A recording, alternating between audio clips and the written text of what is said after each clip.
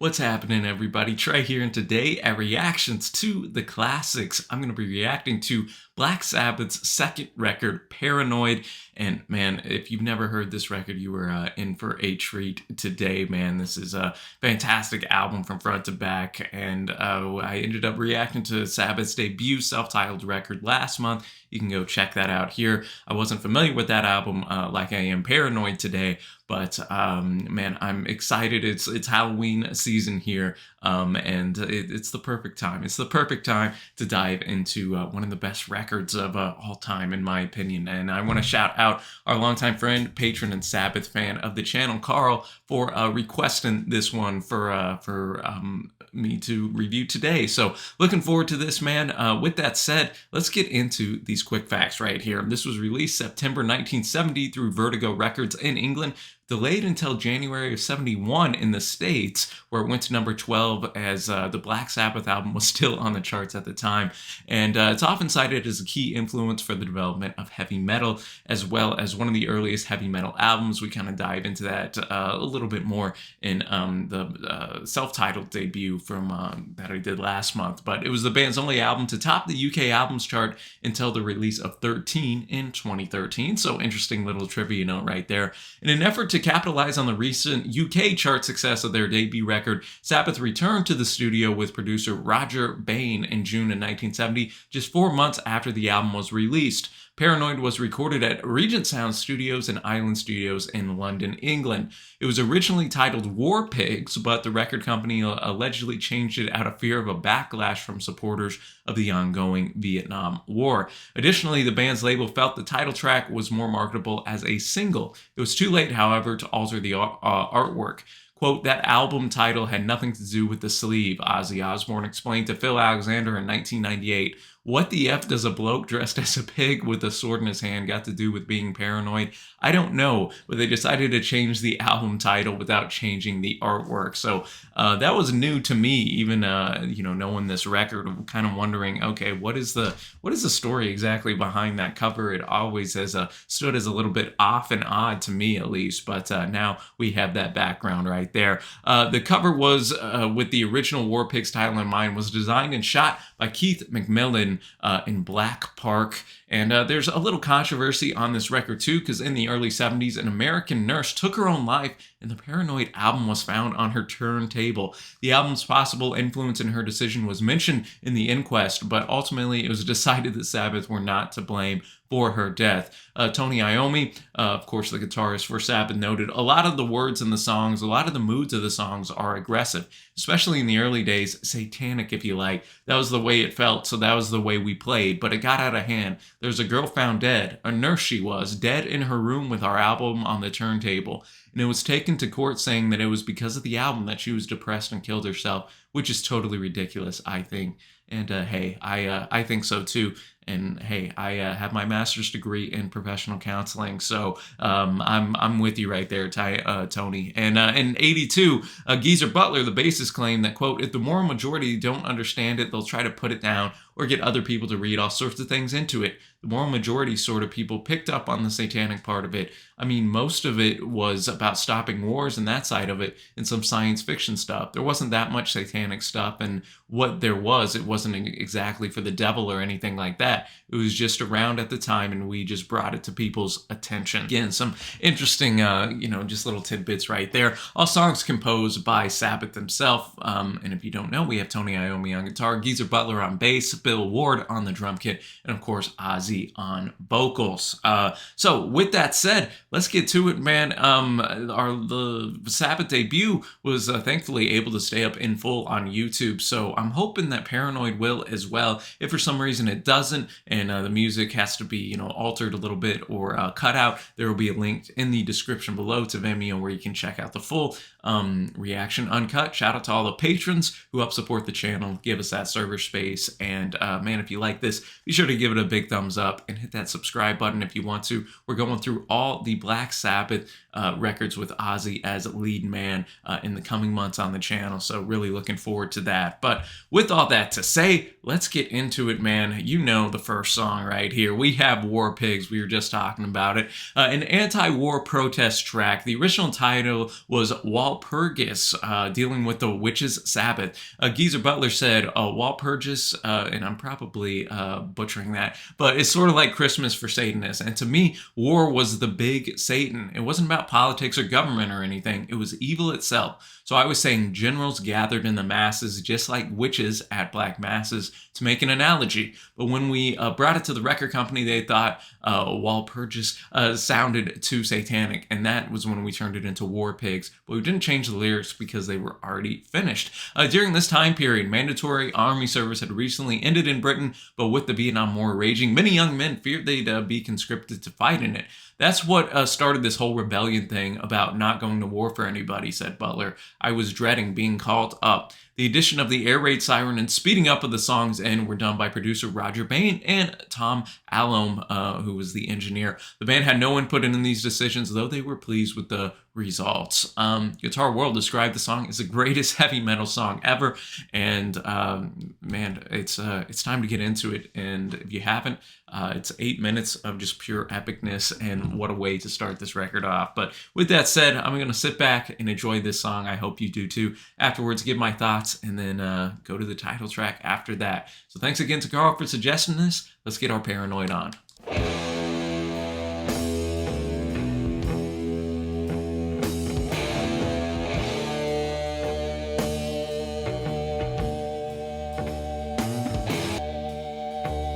From the opening seconds, it just draws your attention, I think.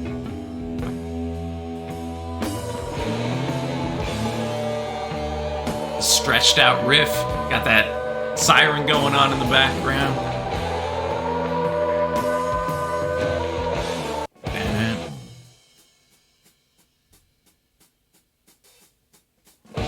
Generals gathered in their masses,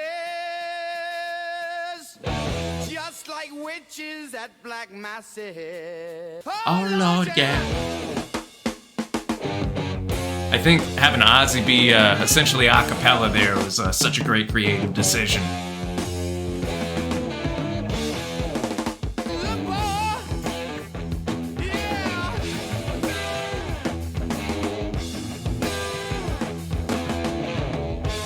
Let's get that solo going. Come on.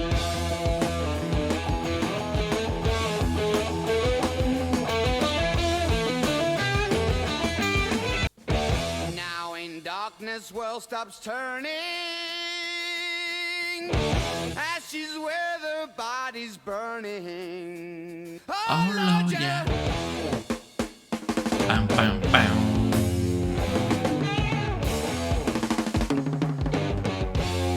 Bill Ward with some incredible fills on this track as well. A little more understated than Tony's work, but impressive nonetheless.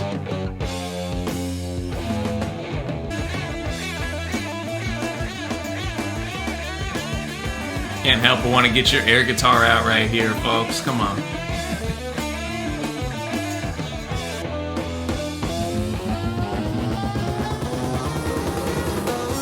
All right, War Pigs with Luke's Wall, as you heard in the final moments of that track there as well. But man, what a way to kick off your album, right? And there's so much to love about this track, from the rip that's a little stretched out in the first minute before we transition to Ozzy's vocals, which are essentially gone a cappella in that first verse, which I think is so powerful because it just draws you in as the listener to what he's saying, right? And I mean, generals gathered in their masses just like witches at black masses. I mean, that doesn't get you ready for what is about to transpire. I don't know what will, man. Just such a kind of eerie, dark type of imagery coming in here in that first verse, right? But we have the war machine, that politically charged nature of the song comes in right from the beginning. In the fields, the bodies burning as the war machine keeps turning, death and hatred to mankind, poisoning their brainwashed minds. Oh Lord, yeah. And then man, the Tony Iommi is just on fire in the riff, and of course his solo is just so spectacular in here as well.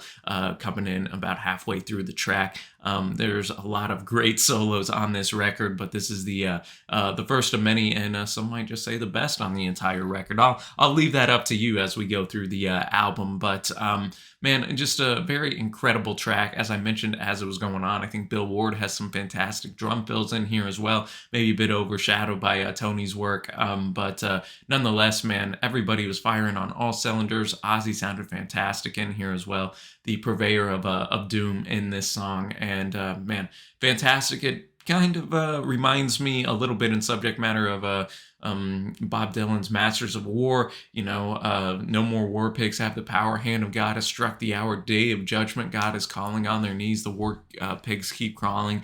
He also notes that the politicians hide themselves away. They only started the war. That's kind of where you get the Masters of War connection in my mind. Why should they go out and fight? They leave that all to the poor. And man, that's just how it's been for much of humanity, and unfortunately how it still is a lot to this day. But fantastic way to start the record. And now we're gonna go to the title track here, Paranoid. A lot of backstory on this, so buckle up. This was the lead single, went to 4 in the UK. Surprisingly, Sabbath's only top 10 in the UK, which kind of blew me away, but went to 61 in the States here. It was written as an afterthought. Bill Ward noted that we didn't have enough songs for the record, and Tony just played the guitar lick, and that was it. It took 25 minutes from top to bottom. Geezer says that they wrote the song in 5 minutes, then I sat down and wrote the lyrics as quickly as I could. It was all done in a couple hours.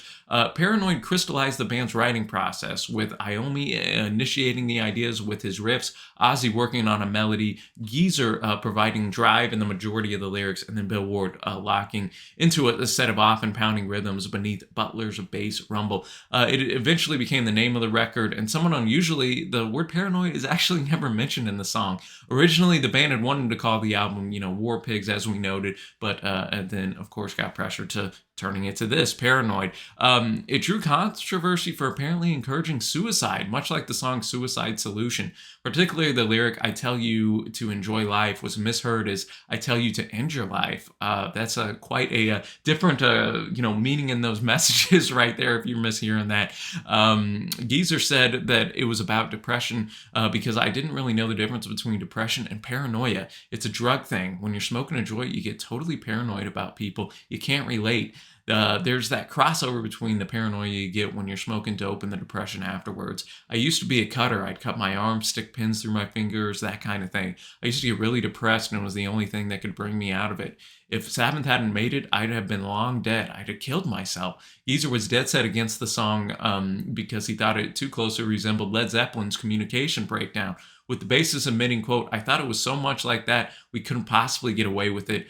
They were our favorite band by that time. So with that said, let's dive into this, man. This is the most streamed song on this album, over 640 million streams, which I believe makes it Sabbath's most streamed song here on Spotify. Always interesting for me to kind of see the numbers and analytics. What's still catching the attention of people 50 years later. But with that said, let's get to it.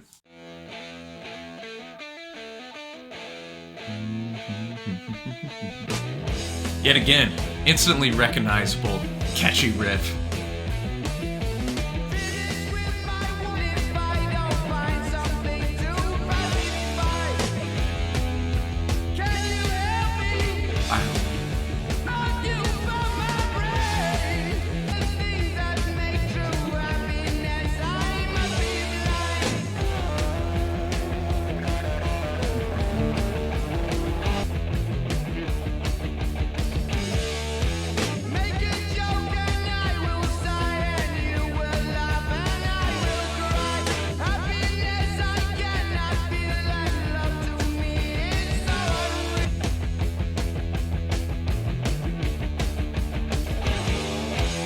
Paranoid coming in with one of the more iconic riffs, not only I think in Sabbath's catalog, but just in heavy metal music and music in general, right? As soon as the song starts, you know that this is Paranoid by Sabbath if you've ever heard it before. And if not, man, that riff's going to get stuck in your head real quick, in my opinion. And man, just a fantastic song. So much packed into under 3 minutes right here.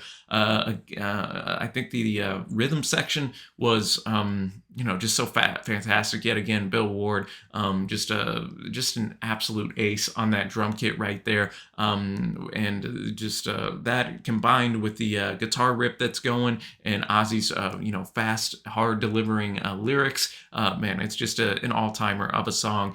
We have a guy here who, isn't finding any joy from his woman. He's trying to find things in life to satisfy him. Nothing seems to. He asks, "Can you help me occupy my brain?" We again have a very iconic solo by Tony up in here. And he notes, happiness I cannot feel and love to me is so unreal. And so as you hear these words telling you now of my state, I tell you to enjoy life. I wish I could, but it's too late. This guy thinks he's a lost cause, that there's nothing in the world that can satisfy him. And that is that. And man, some of the best arrangement from Sabbath that you're going to hear as well, just talking instrumentally. So I think it deserves its acclaim as one of the great songs of the era. As we're going to go now to a real interesting song, kind of a left turn of sorts. We go to Planet Caravan. Ozzy uses a Leslie speaker here to achieve the vocals' treble and vibration effects, which if you never heard the song, it's a total departure kind of from our first two, War Pigs and Paranoid. Definitely, different on the vocal effects. And hey, I won't spoil it. I'll leave you to hear it. But the piano parts on the track were played by the album engineer, Tom Alome. Tony Iommi overdubbed flute to the reverse multi-track master, which was then re-forwarded and treated with stereo delay. So all this to say, a lot of studio techniques and care went into this song right here. Tony admitted that the band had doubts about the mellow number, saying, quote, "It was almost one of those, should we do this? We just came up with the idea in the studio, and it was really laid back, and so we didn't want to come out with the usual love crap. So it was about floating through the universe with your loved one instead of let's go down to the pub and have some chips or whatever, just taking a spaceship out into the stars and having the ultimate romantic weekend."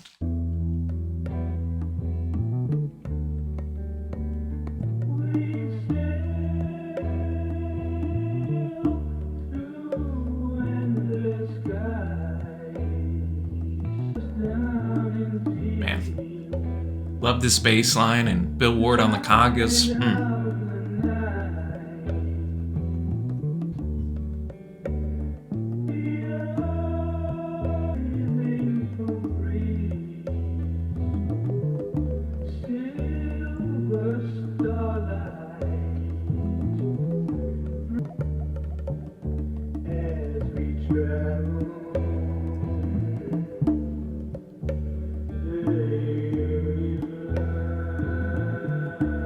What a mellow, relaxing arrangement we got right here, man. You just hear this riding out for the rest of the record.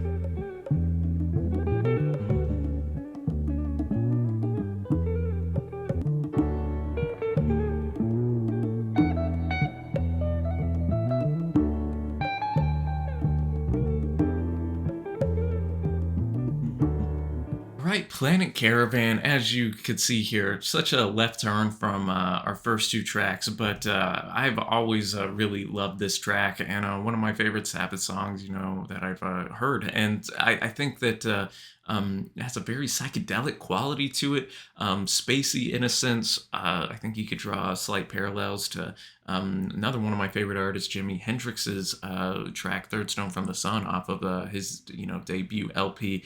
They both kind of carry that psychedelic, spacey atmosphere to it, and obviously Geezer is fantastic on his bass line right here. The vocals, especially when you got a good pair of headphones, right, you can really kind of hear the panning of Ozzy's vocals really well, and at the end, you almost have a jazzy type of solo in there by Iommi, and just the way everything's working, and the congas by Bill Ward just gives the song a very unique texture and something that stands as quite unique, I think, in their type of sound, right? You could play this for someone and they just, would have no idea that it was Sabbath, right? So I think that's just shows the talent that the band has. Of course, they can rock, but they can pull something like this off just as well in equal measure. So now we're going to close out the first side with Iron Man, again, one of the most famous Sabbath tunes right here. Upon hearing Tony's main guitar riff at rehearsal for the first time, Ozzy noted that it sounded like, quote, a big iron bloke walking around,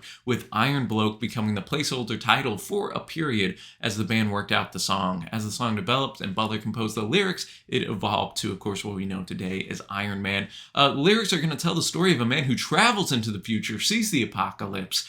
In the process of returning to the present to warn the human race, he is turned into steel by a magnetic field, and his attempts to warn the public are ignored and mocked. Feeling shunned and alone, Iron Man plans his revenge on mankind, causing the apocalypse scene in his vision. Butler recalls, quote, I like the Hammer horror films in the 60s and magazines such as Man, Myth, and Magic, but I had a few supernatural experiences as a child and dreams that came true and that more than anything shaped my interest in the occult. Butler added, quote, what I always attempted to do with my sci-fi plots was to make these relevant to the modern world at the time, so I brought war and politics in. It was also an era when the whole issue of pollution was starting to get attention. This affected my thinking quite a bit. How the distorted vocals at the beginning that say, I am Iron Man, were created has been a topic of debate. It has been rumored that Ozzy sang through an oscillating metal fan to get the sound, but it's more likely that his voice was run through a processor called a ring modulator, which sounds or creates that wobbly electronic effect by mixing the input signal with an oscillator. This is the device used to create the voices of the Daleks on Doctor Who. I'm sorry, man. You can tell I'm an American. And it is something Iommi used on his guitar solo in Paranoid. Peaked at 52 here in the States in 72, becoming their highest charting single on the chart. So with that said, let's get into it, man. Damn. Come on.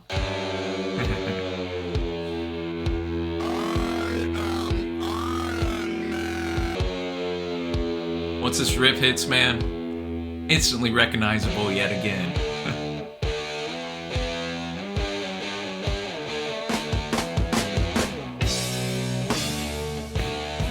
Has he lost his mind? Can he see or is he blind? Can he walk at all? Or if he moves, will he fall?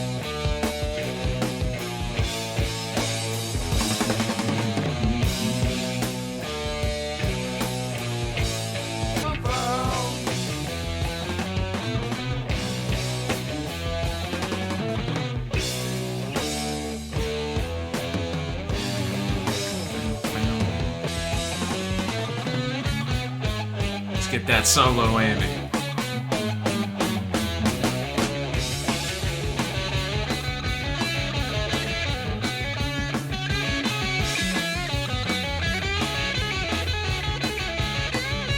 Heavy boots of lead fills his victims full of dread, running as fast as they can. Iron Man lives again. Bill Ward showing his chops right here, man.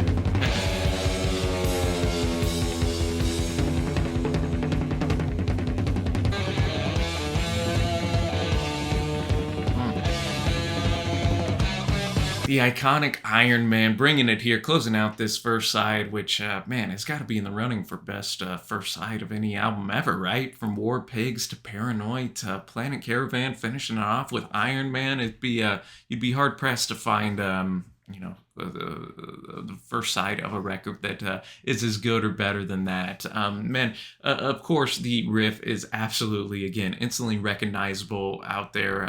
It shows that Tony Iommi is the riff master, and of course, that story, just played out with what I, described beforehand. The guy who sees the apocalypse becomes the very thing that he saw. The people are, not taking him seriously, and then he becomes the villain of sorts, right? The solo in the middle right here is just absolutely breathtaking as well. It's probably the best solo on this record. If you made me pick one, even though there are so many good ones, it's probably this one here in Iron Man. And of course, Bill Ward showing off his uber talent as well, especially at the end, switching things up.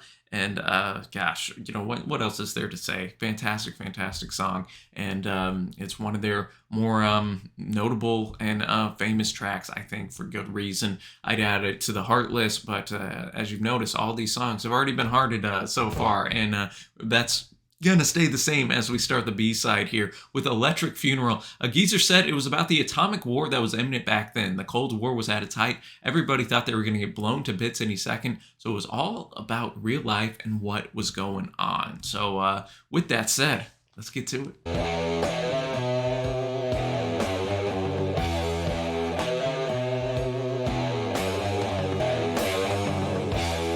This riff harkening back to some of the heavier riffs on the debut. Got a very doom metal type of sound right here. Robot minds of robot slaves, lead them to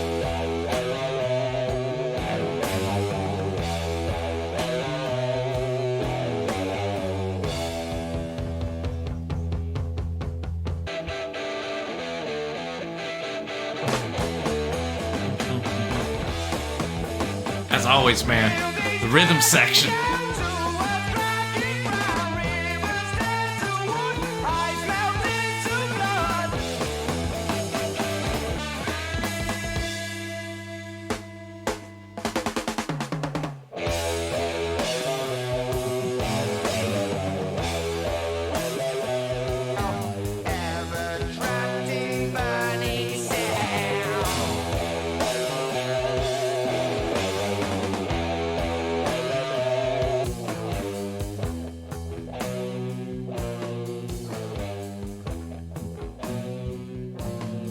Electric Funeral coming in with such a heavy type of rip here harkens back to some of the sounds we heard on that debut record, right? And very doom metal type of sound right here, just with how heavy that riff is. And yet again, Bill Ward just really being such a prominent piece on this track, right? About halfway through, switching things up, right? Kind of up the tempo, and lyrics that detail kind of this atomic nuclear fallout, so to speak. And I think you need a very heavy riff to complement those lyrics right there. Maybe not the best song on this record, but that's a high bar. Still a very solid way to kick off the second side of the record, in my opinion. And yeah, man, just love the doom elements of it. And speaking of doom, we're gonna go now to Hand of Doom right here. An epic 7-minute long song right here. Geezer said it was about the experiences of soldiers. Quote, "We played at an American Army base in Germany in a sort of a halfway house for soldiers coming back from Vietnam. And they were telling me that to get through the horrors of Vietnam, they were turning to drugs over there, which, was never broadcast on TV or anything like that back then. So it was all new to me, and I thought it was a good subject to write about." what you gonna do. I like how we just have the rhythm section right here with that. Time's caught up with you. Now you wait your turn. Take your empty rose. You join the other boys. Colors in your mind. Satisfying time. Take the sweet that you don't know. You're giving death a kiss. Pull, little pull now.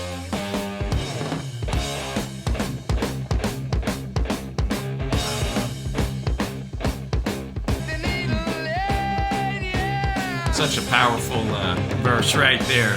Love the way we're switching tempos throughout this track too.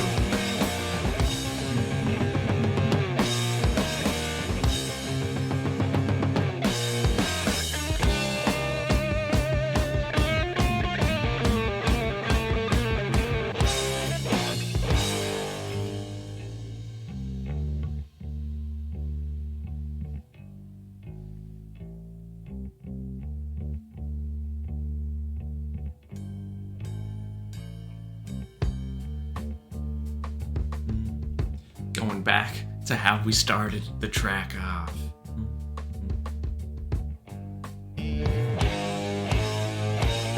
Push the needle, face the sickly grin. Now you're gonna die. Hand of Doom. Whew. Love the way this starts off just with the rhythm section and Ozzy, and we kind of return to that at the very end of the track. But that's not to say Tony isn't fantastic on this cut as well, man. And really like to dive into the lyrics on this one because I think that man, they're so powerful and they hold up well, even 50 plus years later. Talking about somebody getting into that stages up addiction, right? You take your routine roles, you join the other fools, turn to something new. Now it's killing you. Just the way Ozzy is able to deliver these lyrics, I think reflects that emotion in the listeners, quite well. He knows first it was the bomb, Vietnam, napalm, disillusioning. You push the needle in. That whole refrain of pushing the needle in is revisited a lot throughout this song. Continue to go down. Now it says your mind is full of pleasure, your body's looking ill. To you it's shallow, a leisure, so drop the acid pill. Don't stop to think now.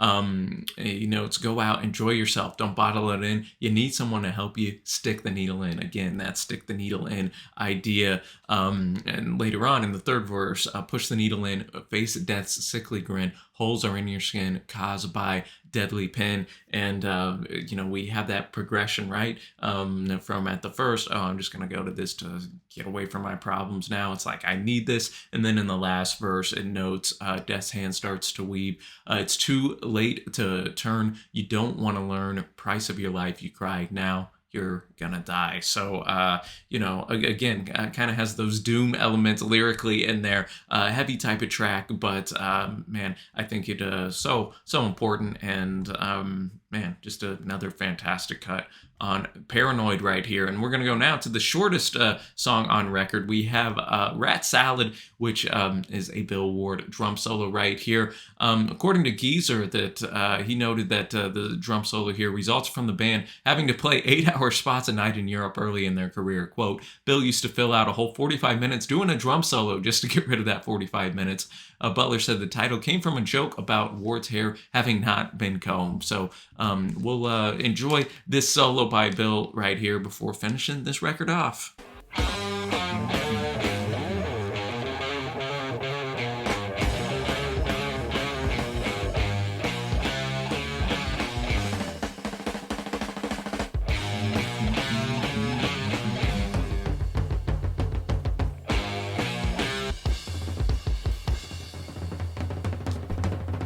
You had air guitar earlier, you better be air drumming right now.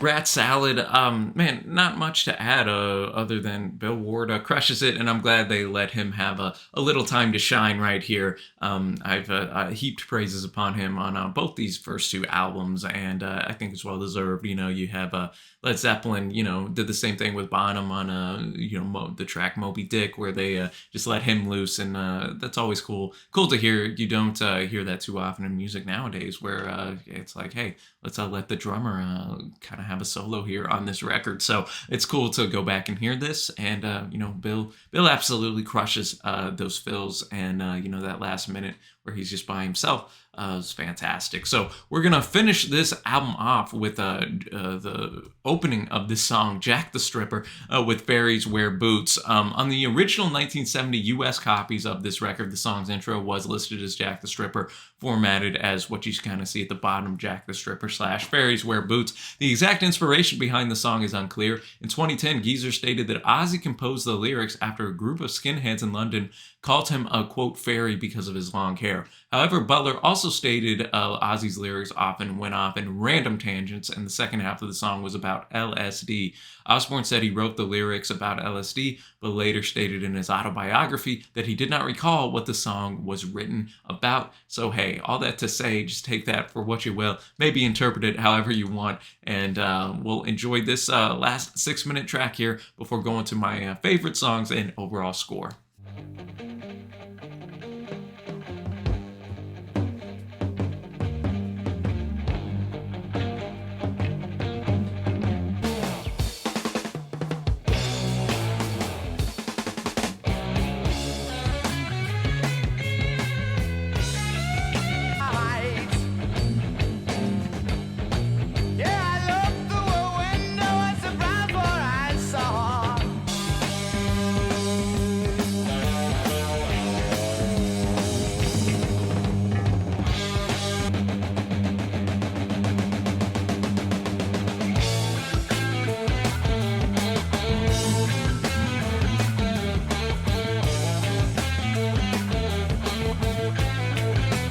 legend, Tony Iommi. Doesn't get much better than this.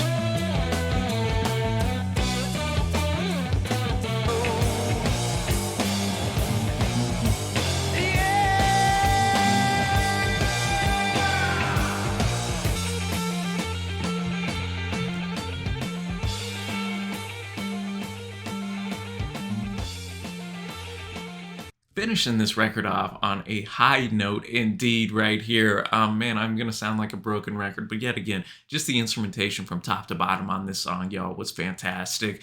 I think the intro, the Jack the Stripper portion was great, and then boom, we a lot of just shifts in here. Of course, Tony Iommi again coming in with just a killer guitar solo, midway through this track, which he's really a highlight for not only the song but this whole record. Not much he can't do with that guitar right there. And I mean, lyrics kind of reflect what we talked about in the beginning, right? And you could probably run with it in whatever type of direction you want. It's interesting at the last line. So I went to the doctor, see what he could give me. He said, "Son, you've gone too far because smoking and tripping is all that you do." So maybe that lends a little bit into the LSD type of interpretation on it. And yet it seems like Geezer's quite adamant that they actually did have a run-in with the skinheads in the early 70s. So, interesting right there. All that to say, man, everybody was firing on all cylinders. Ozzy was really feeling the vocals on this track in particular. And I think it's a lovely way to end this album off, which is now going to take me to my favorite tracks. It'd be easy just to say the whole album, but my favorite track, if I had to pick one on here, gosh, man, it's so tough to narrow down. I'd probably go my top. I'll just try to limit it to 3. I'm going to go Iron Man, Planet Caravan, actually. That one is just one that's always just... And then I got to go War Pigs. I mean, nothing too controversial right there. I mean, of course, you have Paranoid in here.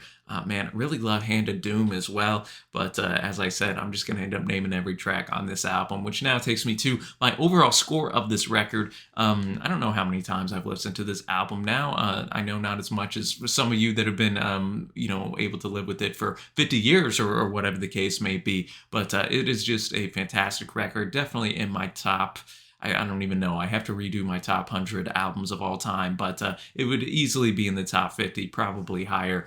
I think every track here works. Some people argue Rat Salad doesn't need to be there. I think it's 2.5 minutes. It's still serves a purpose. It's inoffensive at worst, and I still think pretty solid, showcasing Bill Ward's ability. I like the plethora of topics that are talked about on here, from war to drug use to kind of even some of that science fiction stuff that we have in Planet Caravan and Iron Man.